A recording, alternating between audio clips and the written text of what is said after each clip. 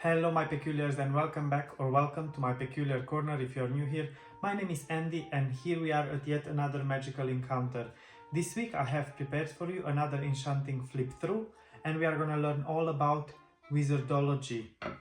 Of course, again, going into the world of the ology books. As you know, I started already last week with the handbooks from the ology series. And we did Working with Monsters, a course in Monsterology, and now we are going to have the Wizardology Handbook, a course of Apprentices. And without further ado, let's crack on with the show.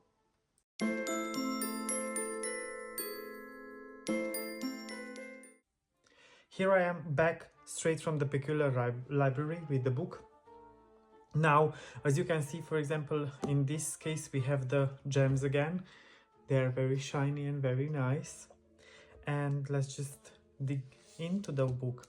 Now, you know from the ology books that they are always having some pop-ups and everything. Now in the handbooks there are not as many pop-ups as in the big books, but we do have some maps, some letters and so on. And here we have actually a map, and it says a map of the locations of wizards in the known world, with various of the names of the countries in which they are most plentifully found.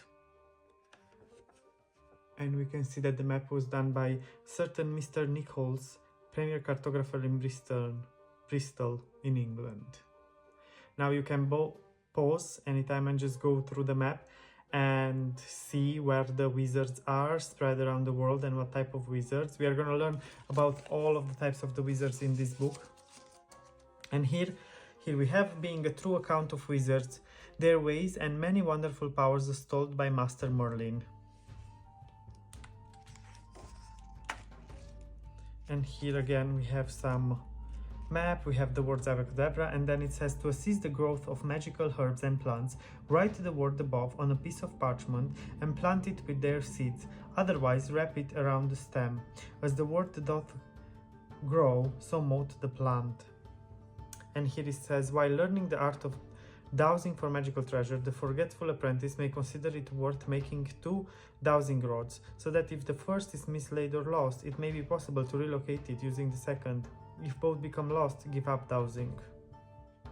We have a beautiful unicorn illustration here.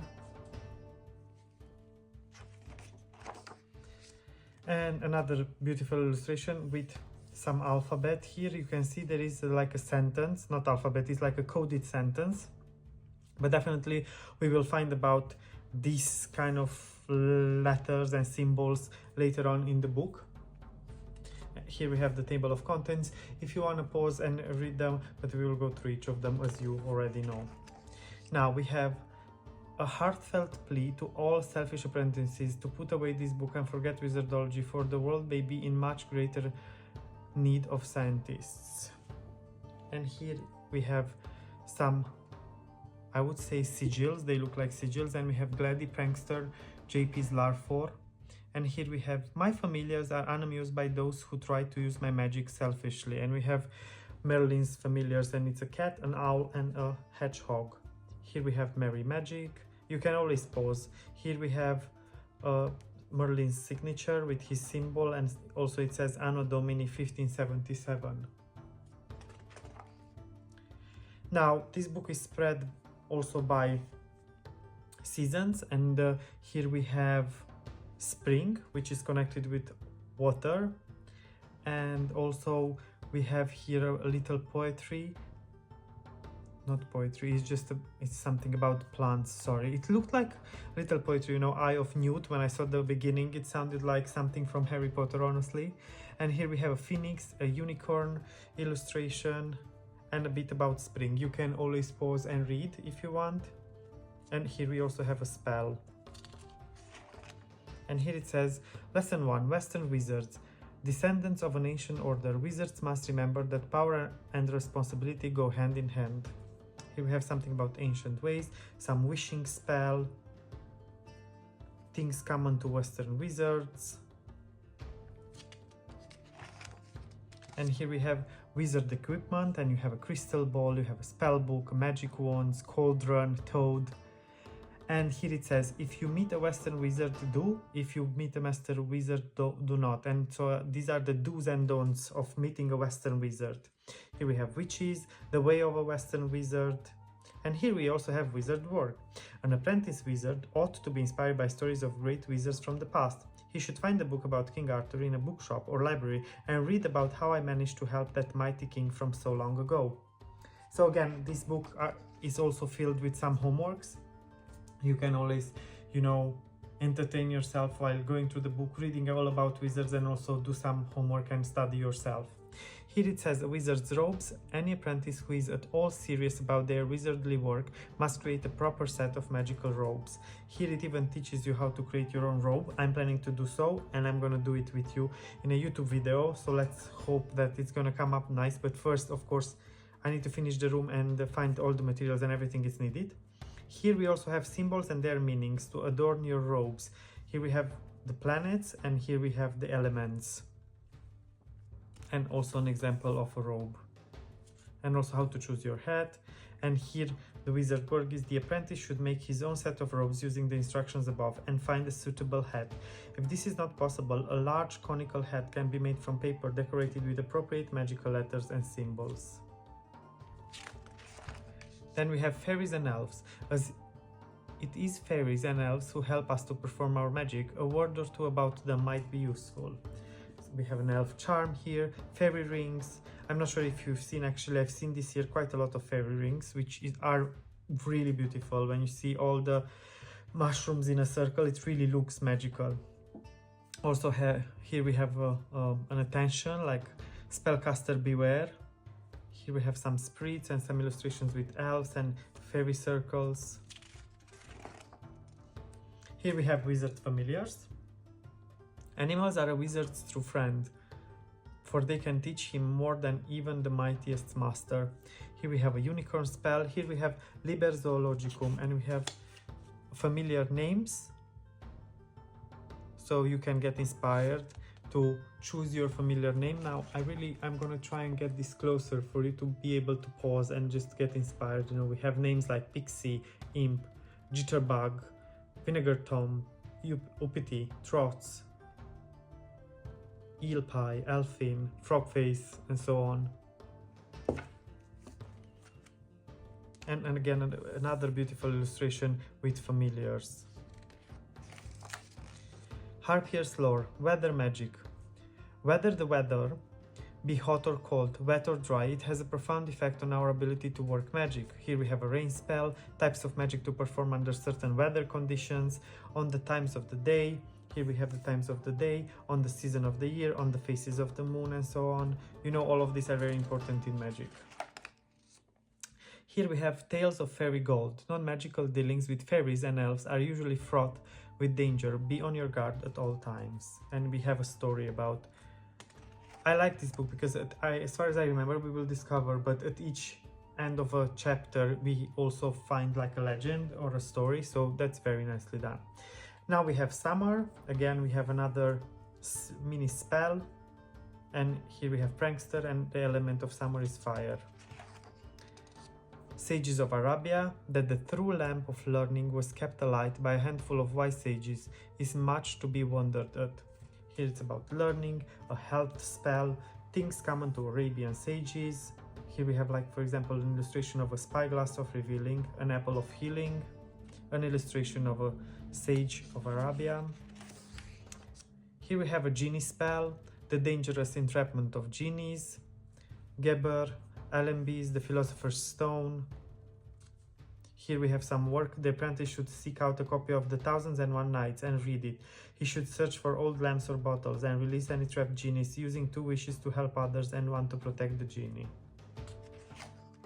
Then we have a wizard's wand. Without a means to focus magical force, the wizard's mastery of even simple spells will be in vain. And here we have different types of wands, then alchemical symbols used to decorate the wands, the wand spell, trees that are used in making wands, and so on, and also illustrations of wands. Then we have wizard's codes. As I told you already, you've seen in the beginning, there was some sentence with code, and here we have the code. I'm gonna put it closer for you so you can pause and see all the letters and the correspondent symbol to each letter, and then you can just put together the sentence at the beginning and just translate it to our language. And then here we also have another alphabet, and you can also pause and see here the correspondence between our letters and the symbols, and then you can translate this sentence. Just pause and have fun. Then of course we have Wizard's work again, and a beautiful illustration here. Again, you can see here there are some symbols, so if you translate this, definitely it's going to be something of a spell or something. And here we have a genie. Then here it says how to deal with genies. Refuse a genie's offer of 3 wishes when you release him, and you may well make a useful and powerful ally. And here you can have the genies present in different. We have a bottle, a lamp genie, or chamber pot. How to release a genie safely also. Then we have Harpier's lore, plant magic. Most things written about plant magic are nonsense. The apprentice is advised to study this topic for himself.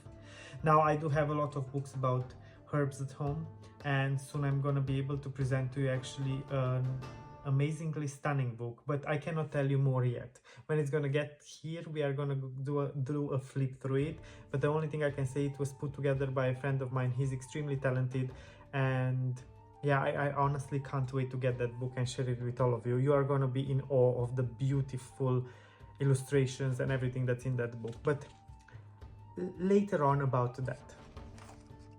Here we have A Tale of Carpets and Arabian Magic, a lesson that even finding magical items with truly wonderful powers is no guarantee of success. As I said, at the end of each chapter, we have a beautiful story. Here we have Autumn, Air, Fey Piece, again another spell. Yes, you know, autumn is my favorite season. I was born during autumn, in the middle of autumn, so I think it makes sense probably. Here we have Eastern Masters. The traditions of the Eastern Masters stretch back in an unbroken line for many thousands of years. Here we have some wisdom spell, things common to Eastern sages. Again, we have here symbols, and for example, sun, water, earth, fire, thunder, mountain, wind, marsh. And here we have an explanation of everything. Magical properties of the I Ching. Here we have divination. Divination is an inexact science. Be very careful about making any decisions based simply on chance. I love divination. I know it's very uncertain as a subject, even to study it. We know that Professor Trelawney was a fraud, but she also was able to make some real predictions. Very uncertain, but real nevertheless. So I love divination. I love divination aesthetics. I love crystal globes. I love tarot cards. I love tea leaf reading, palmistry, and so on. Here we have I Ching, and we have a bit about each element. Other forms of divination. And here we have magical beasts. As so much recorded in all books is untrue, you are expected to study these creatures yourself. So you have here each creature, and you need to put down the date and place where you cited this creature, special qualities of the creature, age and size. So you can always take your book with you, this handbook, and go on a field trip and find all magical creatures. And of course, these here we have just a couple of creatures, but you can always create your own diary of magical creatures and sightings. Here we have Harpier's lore, nature magic. Lumps of rock and pieces of metal can show their own amazing and apparently magical power. And here it explains to you how to make your own magnet, for example, and compass. Then we have magical items. The wizard has little need to seek out the magical items of olden times. He can easily make his own. Here we have flying carpets, a shield of might, 7-league boots, the book of thought, Excalibur, the helmet of invisibility, and then again we have a tale of Eastern magic. This tale reminds apprentices that they should only ever use their magic for the good of other people. Now I am planning to read these stories to you in different collection of YouTube videos, so in the future get ready, because we are gonna go through this and I'm gonna have an episode per each story and I'm gonna read it to you. And then we have winter, my second favorite season. Again, we have a spell, we have the element of earth, we have Larfor, this is the familiar, and a beautiful illustration. Then we have shamans, the closest of all wizards to the natural world. Shamans have powers that should never be underestimated. Here we have something about the wise folk. Here we have things common to shamans. A shaman weaves powerful magic, and here we have the illustration of a shaman. And then here we have on shans, so these are like shans. And here we have beautiful illustrations with the familiars, I would say. Or no, these are the forms of the shamans. Natural magic. Then we have a wizard's home. Your dwelling place must become the true center and hub of all of your wizardological activity. Here we have a wizard's workshop, which honestly I'm basing my room a lot on this kind of illustrations. I know it sounds crazy, there are illustrations, but I always was inspired by the Wizardology illustrations when it came to my room. Here we have notes on suitable residencies, an enchanted cave, a magical hill, standing stones, a hermit's cottage or cell, a ruined tower. Well, I'm in an old house, so I guess that applies as well. Here we have some spellcraft. The first spells cast by the apprentice will be of limited power, but as experience grows, so this power may increase. Here we have spellcasting, and we have a beautiful table that shows you the planet, the spell, the day, color, beast, wood, element, and seal of each spell. Now I'm gonna put it closer to the camera. You can always pause and get deeper into it. You can also see the symbols of the planets and everything. I hope my phone is focusing.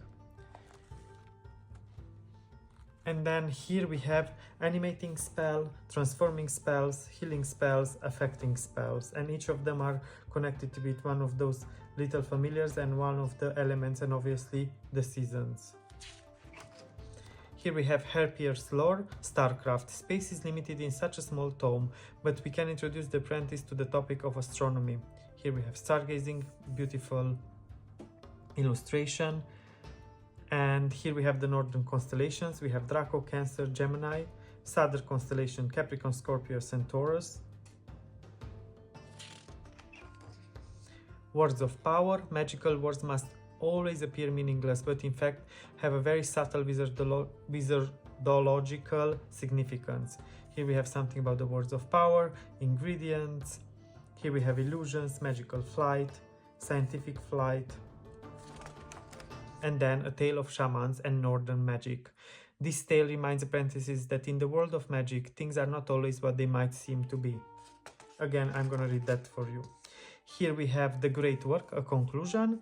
Here we also have the wizard's oath, and you have to sign it when you give your oath when you finish the course in Wizardology. We have a very beautiful glossary of magical items, so you can always come back here at the end of the book and read if you do not understand the term in the book. Here we have my own spells. Use this space to note details of any spells you have created. It is also useful to note the results of your spells. Beautiful, you can always create more of these notes. And here we have Merlin's note. And also we have some beautiful stickers, as we know from the last handbook. These handbooks have incredible stickers at the end, at the back of the book. Now, as you can see again, I don't think, maybe I used one from this book, but they are, here we have Dr. D, for example, in his magical library at Mortlake. Here we have Agrippa, we have Paracelsus. Here we have the books, if you remember, the cards from the Wizardology book, if you remember from the big book, we have that set of cards. Here a beautiful illustration of Merlin and his owl familiar, and a sigillium, and again we have the symbols and the alphabet. And now on the back of the book it says the Wizardology Handbook. Apprentice wizards who feel ready to meet the challenges of Wizardology will find plenty of guidance in the ancient arts within the covers of this book, as I will, so mote it be. Merlin, again Anno Domini 1577. Now this was selling for $9.99 in the UK. It was published by Templars Publishing. Now I remember that I got this book actually from probably a charity shop. I even have the sign on it. It says used acceptable, and it's more than acceptable actually. It looked like new when I got it, and there were no missing items in it, no missing stickers and so on, so it was spot on, the book. Now I'm going to try and find links for you. I'm going to put them in the description as I did for all the other books. If you want to get this book, definitely recommend you getting it. You are not going to be disappointed. It's very immersive, it's super entertaining, it's very educational as well. So you can always have fun either by yourself, or if you have kids at home, you will definitely love exploring the world of Wizardology with your kids. But until next time, don't forget two very important things. Stay magical, stay peculiar, always. Bye for now.